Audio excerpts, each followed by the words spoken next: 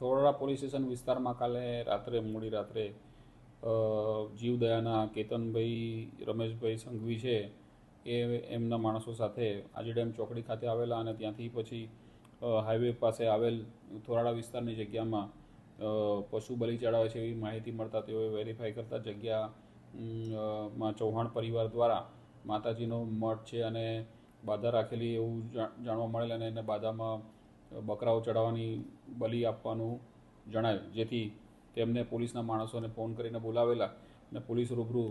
જગ્યાની ચકાસણી કરતાં 6 બકરાઓની બલિ ચડાયેલી ગળા કપાયેલી હાલતમાં મળેલા, જેથી જે અનુસંધાને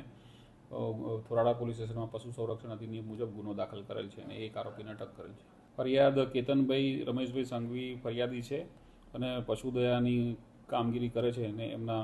સંગઠન દ્વારા ફરિયાદ કરવામાં આવી છે. અત્યાર સુધી એક જ આરોપીની ધરપકડ થયેલ છે. એ કોઈની માનતા હતી એમના સમાજના લોકોની અને એના અનુસંધાને આ બલિ ચડાવવામાં